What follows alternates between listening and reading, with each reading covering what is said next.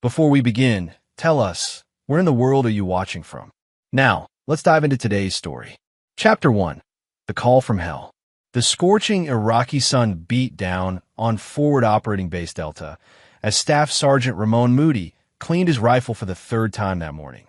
Sweat dripped from his weathered face onto the weapon stock, a face that had seen too much combat, too many friends lost to IEDs and sniper fire.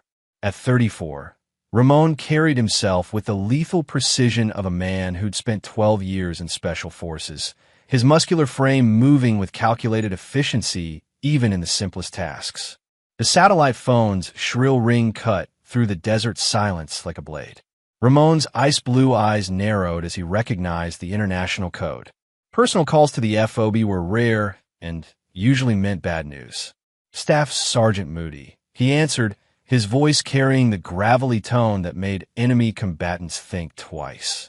"Sir, this is Detective Lewis Harrington with the Denver Police Department. I'm calling about your son, Timothy." The world seemed to tilt on its axis. Ramon's grip tightened on the phone until his knuckles went white. "What about my son?" "Sir, I'm afraid Timothy is missing. He was last seen 3 days ago with your brother-in-law, Damon Booker. We've been searching 3 days." Ramon's voice dropped to a dangerous whisper that made his fellow soldiers look up from their equipment. "Why wasn't I called immediately?" Detective Harrington cleared his throat uncomfortably. "Sir, your wife initially told us Timothy was staying with friends. She only contacted us yesterday when she claimed he didn't come home." Ramon's jaw clenched. Alexis, his beautiful, manipulative wife who'd married him for the military benefits and steady paycheck, not for love. He'd suspected for months that something was wrong. The way she avoided his video calls, the hollow sound in her voice when they did speak, the expensive purchases that appeared on their credit card statements. "What else?" Ramon demanded. "Sir, we found evidence in Mr. Booker's vehicle. Blood evidence. We're running tests now, but..." The phone slipped from Ramon's numb fingers, clattering onto the metal table. Blood. His 8-year-old son's blood. Timothy, with his mother's blonde hair and his father's determined spirit, the only pure thing left in Ramon's increasingly dark world. Sergeant First Class Grant Frank approached cautiously. "Moody? You good, brother?" Ramon's eyes had gone dead, the transformation so complete that Grant instinctively stepped back. In 12 years of military service, Grant had never seen anything more terrifying than the look that crossed Ramon Moody's face in that moment. "Pack your gear, soldier," came the voice of Major Timothy Bolton from behind them. The base commander had obviously been monitoring the call. "You're going home. Emergency leave approved." Ramon retrieved the phone with mechanical precision. Detective Harrington was still talking, his voice tinny and distant through the speaker. "Your brother-in-law has a history of domestic violence and drug-related offenses. He's been in and out of the system for years. Your wife never mentioned." Ramon ended the call without another word. He stood slowly, his mind already shifting into operational mode. The same cold, calculating mindset that had made him one of the military's most efficient killers was now focused on a single objective: finding out what happened to his son and making everyone responsible pay in ways they couldn't imagine. As he walked toward his quarters to pack, fragments of conversations from his last leave echoed in his memory. Alexis whispering on the phone late at night. Damon's frequent visits when he thought Ramon wasn't watching. The way Timothy had seemed nervous around his uncle, trying to stay close to his father during those final days before deployment. Ramon had ignored the signs, trusted his wife, believed in the sanctity of family. That trust was about to become the most expensive mistake of several people's lives. Chapter 2.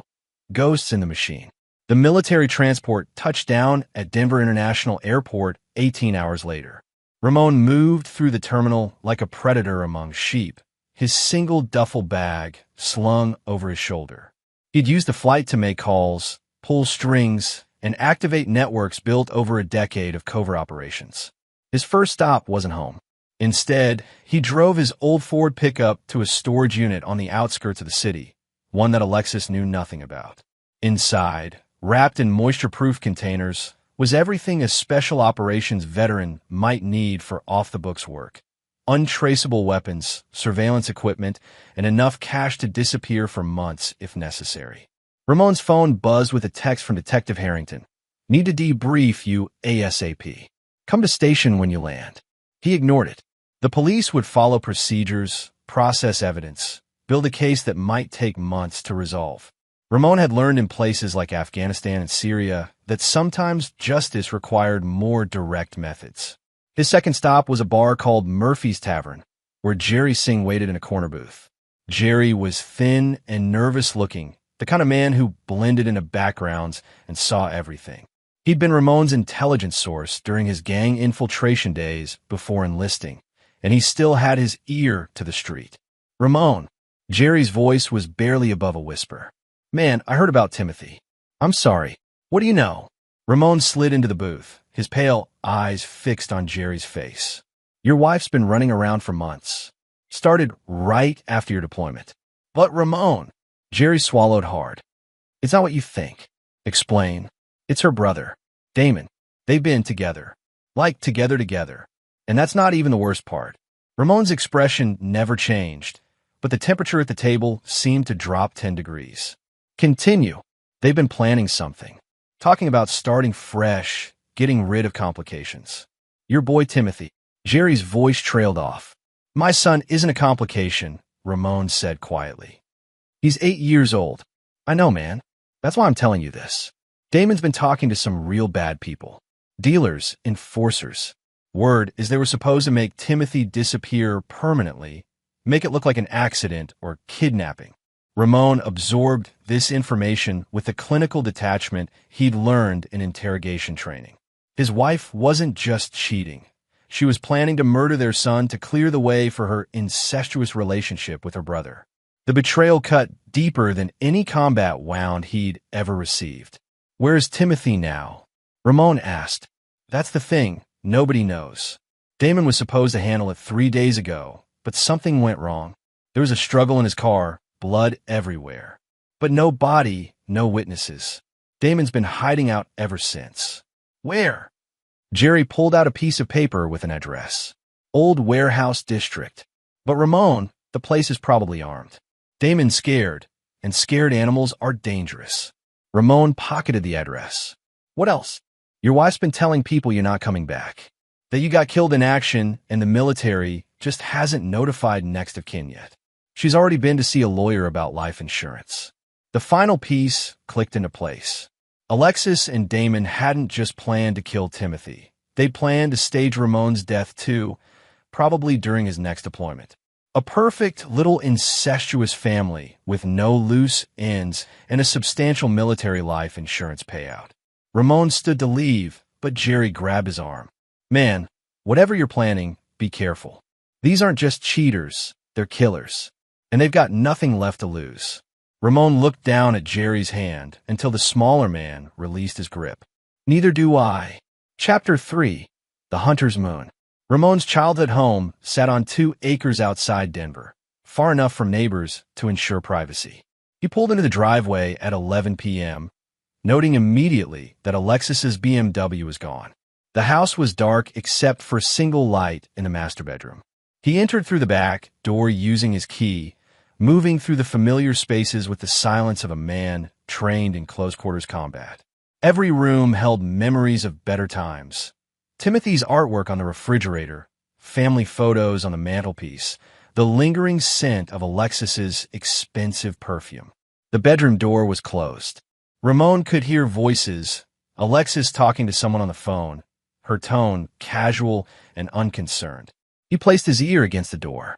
Told you, the military will handle the notification. We just have to wait a few more days. Then I can start the Grieving Widow Act. Her laugh was cold, brittle. No, Damon's handling the Timothy situation. It'll look like he ran away, got picked up by some pervert. These things happen all the time. Ramon's hand moved to the door handle, but he stopped himself. Not yet.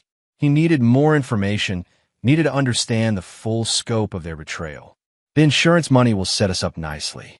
And Ramon's death benefits, plus the house. She paused. What do you mean you can't find the boy? How hard is it to dispose of an 8-year-old? Ramon backed away from the door, his operational mind cataloging details. Alexis was talking to someone else, not Damon. The plan was bigger than just the two of them. And Timothy, his son, was still alive, still out there somewhere.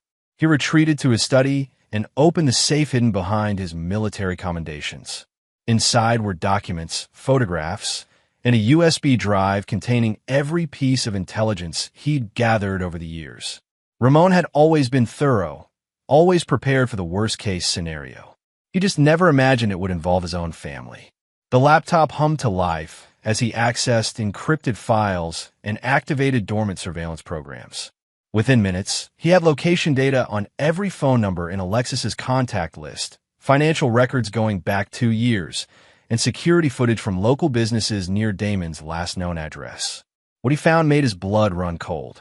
The affair had started 6 months ago, but the planning went back even further. Alexis had been researching military death benefits, life insurance policies, and legal procedures for missing children. She consulted with lawyers about custody issues in the event of spousal death. Most damning of all, she purchased a large life insurance policy on Timothy just 3 weeks before Ramon's deployment. His son wasn't just an obstacle to their relationship. He was worth more dead than alive. Ramon's hands trembled slightly as he closed the laptop. In all his years of combat, facing terrorists and enemy combatants, he'd never felt the pure, crystalline rage that now filled his chest. These people had betrayed not just him, but an innocent child. His child. The bedroom had gone quiet.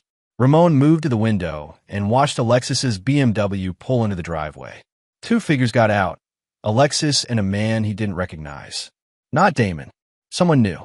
Ramon faded back into the shadows of his study as the front door opened. He could hear Alexis's voice, higher now, nervous. Told you he's supposed to be dead. The notification should have come through by now. Well, he's not dead, the man replied in a gravelly voice. Because Jerry Singh just called Damon. Your husband's back in town, and he's asking questions. There was a long silence. Then Alexis spoke again, her voice now carrying the sharp edge of panic. Then we need to move up the timeline. How quickly can you make Ramon disappear? Tonight, if necessary. But it'll be messy and expensive. I don't care about messy. I care about permanent. Ramon smiled in the darkness, a cold, predatory expression that would have terrified anyone who saw it.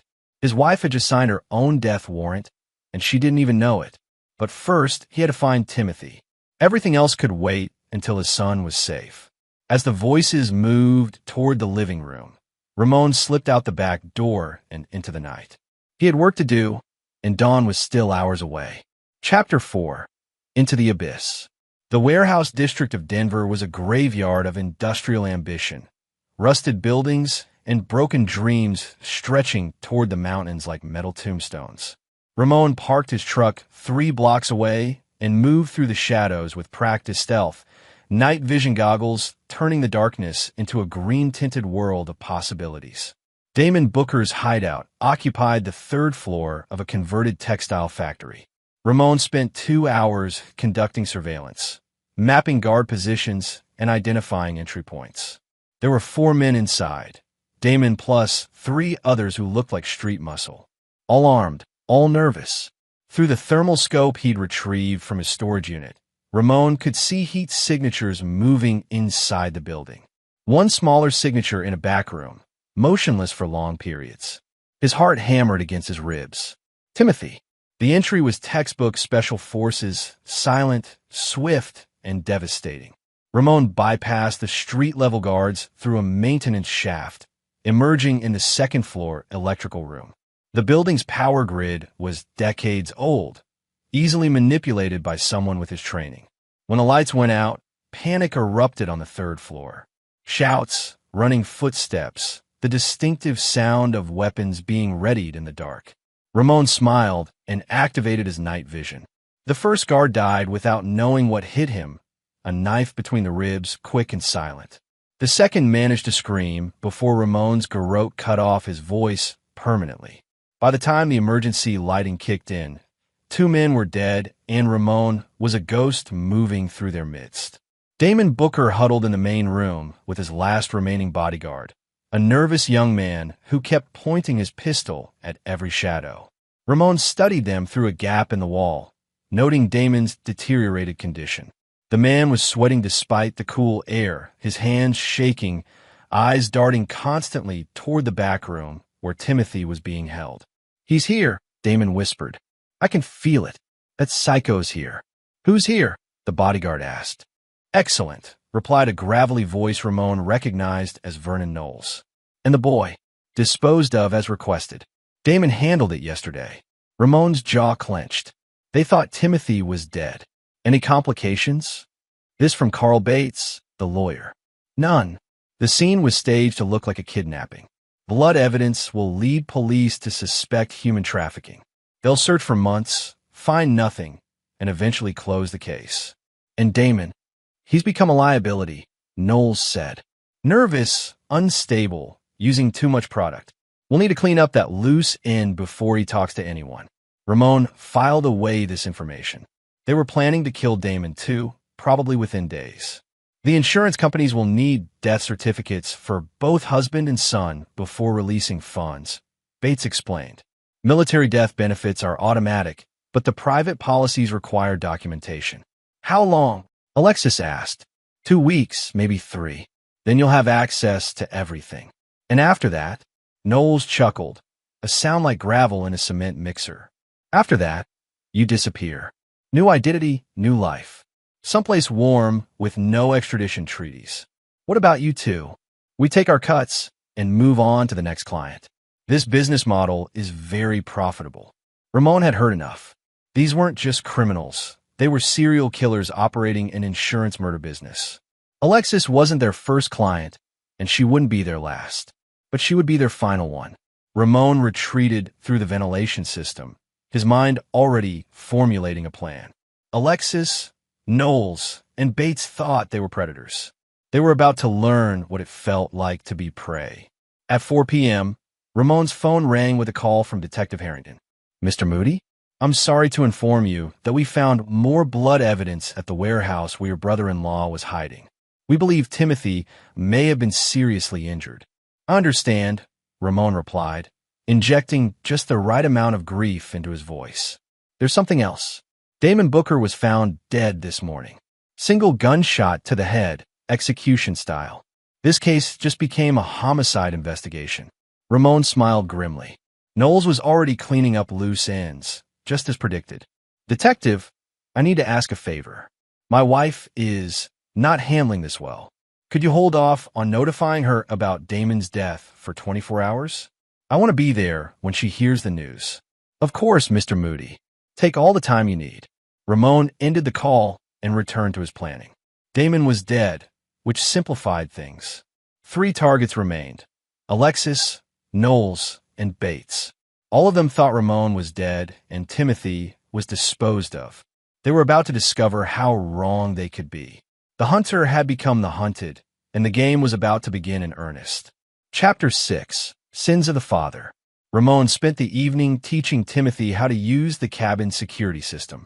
His son was resilient, a trait inherited from both sides of the family, though Ramon doubted Alexis's resilience would serve her well in the coming days. "Dad, why did Mom want to hurt me?" Timothy asked as they sat by the fireplace.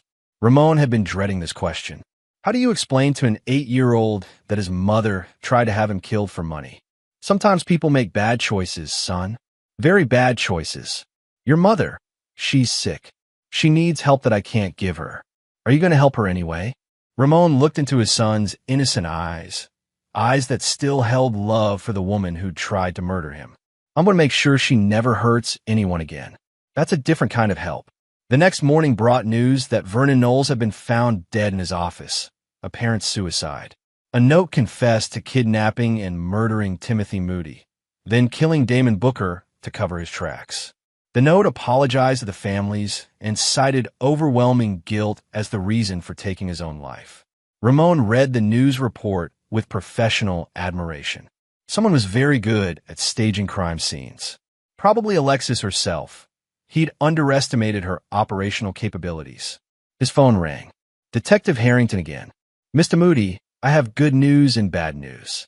The good news is we've solved your son's case. Vernon Knowles left a full confession before killing himself. And the bad news? I'm sorry, but based on the confession and evidence, we have to presume Timothy is deceased. Knowles detailed the disposal method. We may never recover the body. I understand, Detective. Thank you for everything you've done. After ending the call, Ramon sat in silence for several minutes. Alexis had just made her final move, eliminating Knowles and positioning herself as the grieving widow and mother. She probably thought she was free and clear. She was wrong. That afternoon, Ramon drove to Denver to conduct final surveillance on his targets. Carl Bates was in his office, conducting business as usual. Alexis was at home, playing the part of the devastated mother for the neighbors who brought casseroles and offered condolences. Ramon watched her through binoculars from a concealed position across the street. She moved through the house like an actress rehearsing for a performance, touching Timothy's toys with theatrical sadness, sitting by the window with a handkerchief pressed to her eyes. It was a masterful performance. She'd probably practiced in the mirror. At 6 p.m., Alexis left the house dressed in black, driving toward downtown. Ramon followed at a distance, watching her enter the same high-rise where Bates had his office. But instead of going to the 20th floor, she stopped at the 15th. The directory listed it as a private medical practice. Dr. Gustavo Quick, plastic surgeon. Ramon felt the pieces clicking into place. Alexis wasn't just planning to disappear with the insurance money. She was planning to become someone else entirely. New face, new identity, new life. Through the building's security cameras, which he'd hacked hours earlier, Ramon watched Alexis meet with Dr. Quick.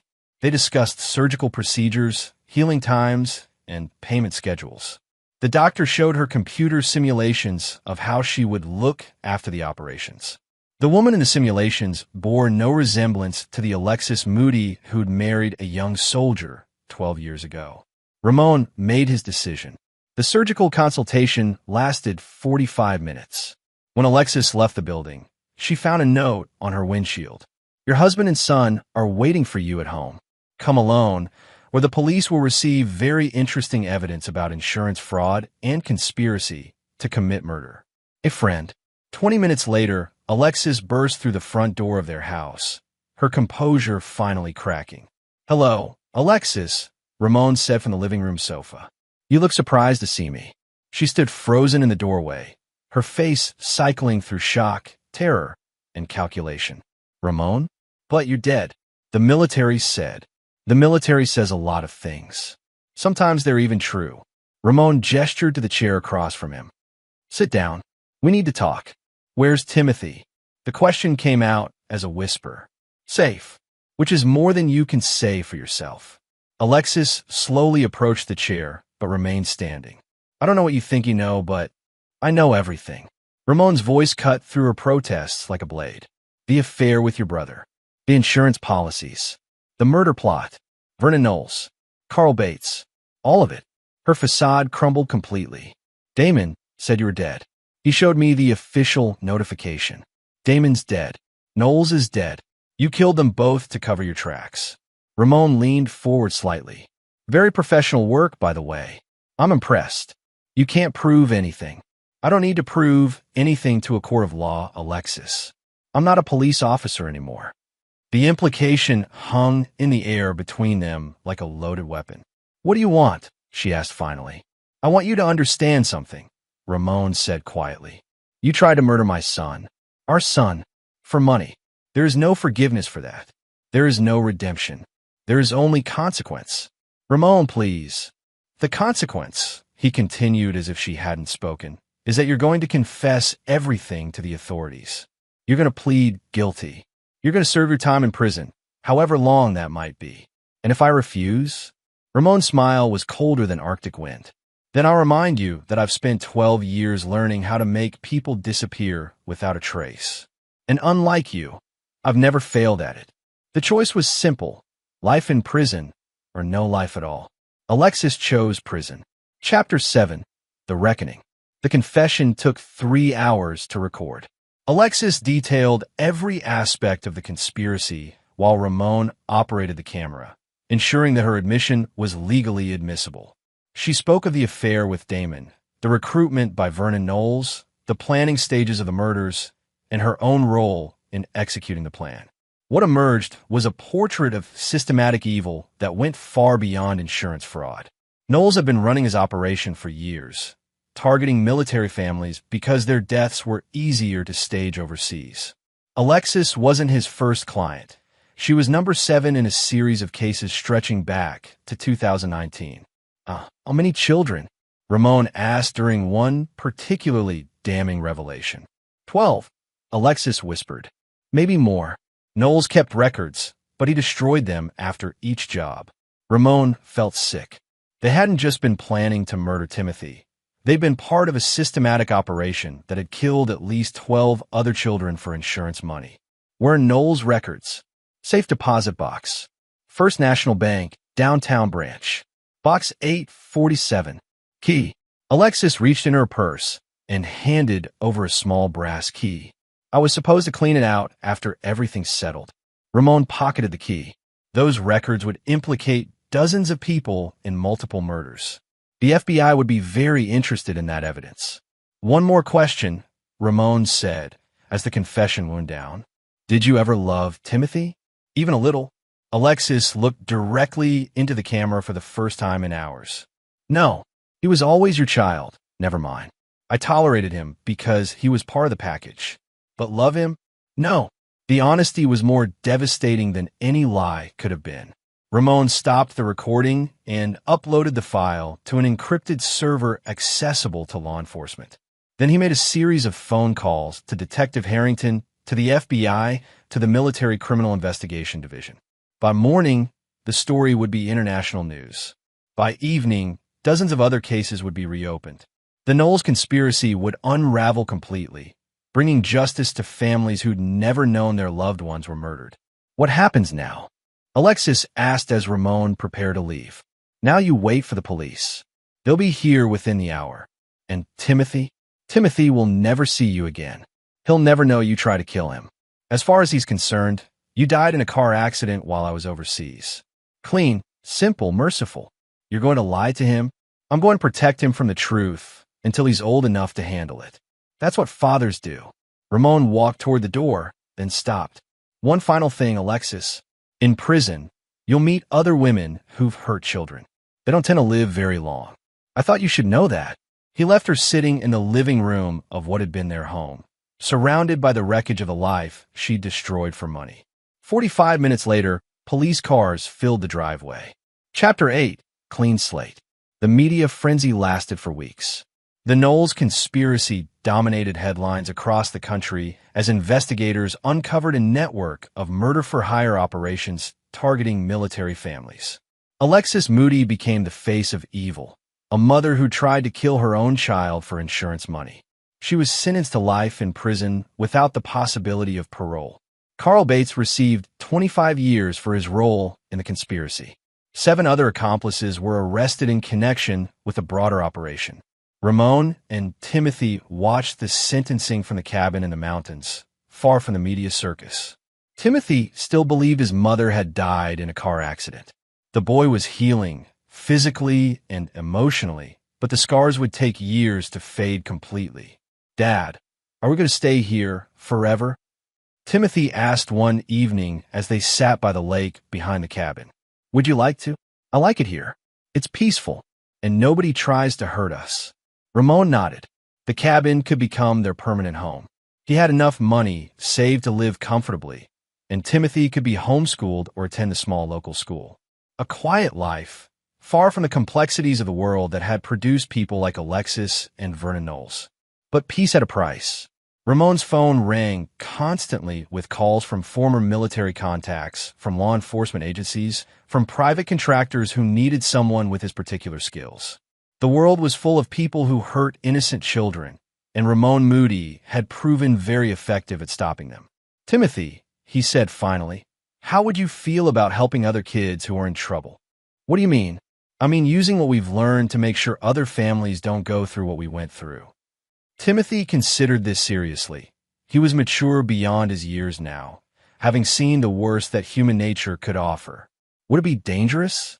Sometimes. But we be careful. We be smart. and we'd only go after people who really deserve it. Like Mom did. Ramon winced at the casual way his son referenced Alexis. To Timothy, his mother's death was just a fact of life now, no more emotionally charged than the weather. Like your mother did, Ramon confirmed. Then yes, I want to help. That night, after Timothy was asleep, Ramon made a series of phone calls. By morning, he had 3 active cases: missing children, suspected murders, families destroyed by people who thought they were untouchable. The first case involved Margie Maldonado, a woman in Phoenix who'd taken out large insurance policies on her stepchildren and was planning a tragic accident during their summer vacation. The second was Salvatore Sanchez, a corrupt social worker in Miami who was selling children to human traffickers. The third was a ring of foster parents in Seattle who were collecting government checks for children they'd killed years ago. All of them thought they were safe. All of them were wrong. Ramon Moody had found his new mission in life: protecting children from the monsters who wore human faces. He was very good at it, and the world needed people who were willing to do what was necessary when the system failed. The hunter had become the protector, and there was no shortage of prey. Chapter 9. Blood and Redemption. 5 years later, the compound in rural Montana looked like a hunting lodge from the outside. Rustic cabins, dense forest, crystal clear lake. From the inside, it was something else entirely. A training facility, safe house, and operational headquarters rolled into one. Timothy Moody, now 13, could field strip an assault rifle in 40 seconds, speak 3 languages fluently, and hack into most civilian computer systems. He could also bake chocolate chip cookies, maintain a 4.0 GPA in his online coursework, and beat his father at chess 2 games out of 3. Ramon watched his son through the kitchen window as Timothy practiced defensive driving techniques in the compound's obstacle course. The boy had grown tall and lean, with his father's ice-blue eyes and his mother's analytical mind, though he'd learned to use that analytical nature for protection rather than predation. They'd saved 43 children in 5 years. The Maldonado case had been resolved with Margie suffering a tragic accident of her own, a gas leak explosion that looked completely natural to investigators. Salvatore Sanchez had been found dead in his office, an apparent heart attack brought on by stress. The Seattle foster ring had simply vanished one night, their bodies never recovered. Ramon's network had grown to include former military personnel, reformed criminals, and families who'd lost children to predators. They operated outside the law when necessary, within it when possible, and always with surgical precision. The latest case file sat open on Ramon's desk. Diane Clay, a kindergarten teacher in Denver who was suspected of abusing her students. The police had investigated twice, but couldn't build a case that would stand up in court. The children were too young to testify effectively, the evidence too circumstantial. But Ramon had learned that courts weren't the only venue for justice. His encrypted phone buzzed with a message from Grant Frank, now retired and working as the compound security chief. Clay confirmed. Multiple victims, ready for extraction. Ramon closed the file and checked his watch. Timothy would be finished with driving practice in 10 minutes. They could be in Denver by tonight, have Clay neutralized by tomorrow morning, and be back home in time for Timothy's birthday on Thursday. Dad!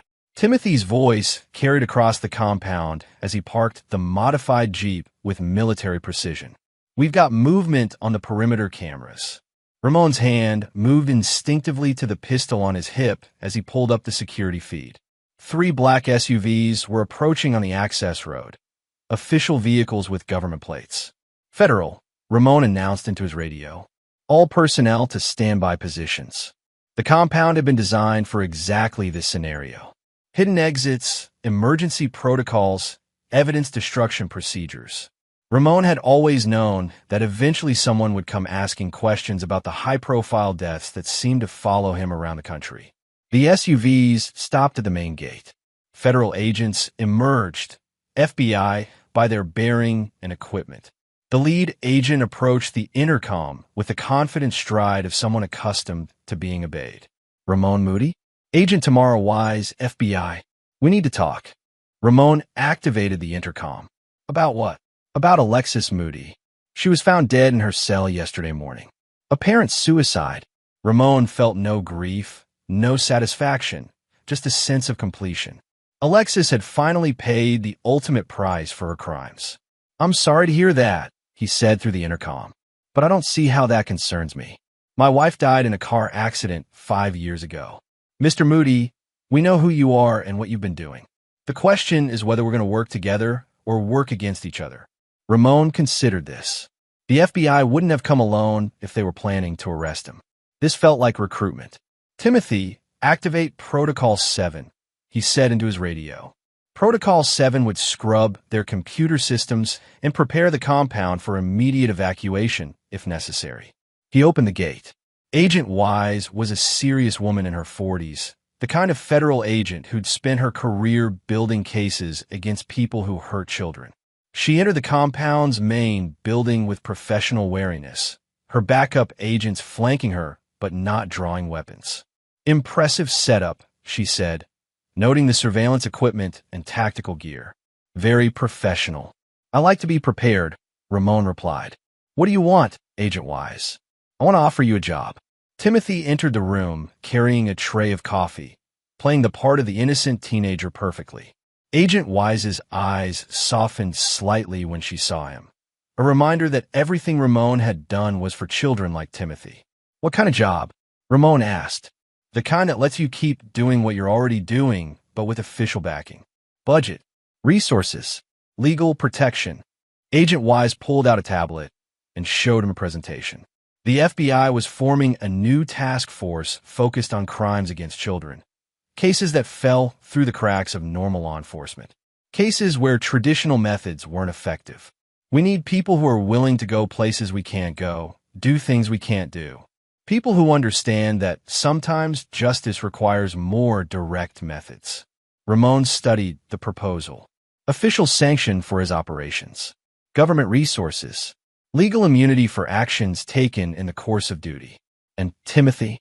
Full scholarship to any university he chooses, followed by a position with the Bureau if he's interested. His skills are impressive for someone his age. Timothy looked at his father. In his eyes, Ramon saw the same cold intelligence that had helped them survive 5 years of hunting predators. His son had grown up in this world, understood its necessities, accepted its moral complexities. "What do you think, son?"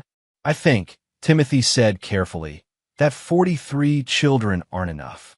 There are thousands more out there who need help." Agent Wise smiled. "I was hoping you'd say that." Ramon made his decision. The war against people who hurt children would continue, but now it would have the full weight of the federal government behind it. "When do we start?" "Tomorrow. We have a case in Las Vegas. A daycare operator who's been selling access to the children in her care. Local police have been investigating for months without results." "Understood." Ramon stood and extended his hand. "Agent Wise, welcome to the war." As they shook hands, Ramon caught Timothy's reflection in the window. His son was smiling, not with the innocent joy of childhood, but with the cold satisfaction of a predator who just found new hunting grounds. Some people were born to protect the innocent. Some were born to hunt the monsters who threatened them. The Moody family had found their calling. 3 months later, a daycare operator in Las Vegas was found dead in her office, an apparent overdose. The children in her care were relocated to safer facilities, and the trafficking ring she'd been part of was completely dismantled. The investigation noted that the woman had been under surveillance by federal agents, but those agents had no knowledge of how she'd obtained the drugs that killed her. In rural Montana, Ramon and Timothy Moody were already planning their next operation. The war continued. And there you have it. Another story comes to an end. What did you think? I'd love to hear your thoughts in the comments below. If you enjoy this story, consider joining our community by subscribing. It means the world to us. For more stories like this one, check out the recommended videos on screen, and I'll see you there.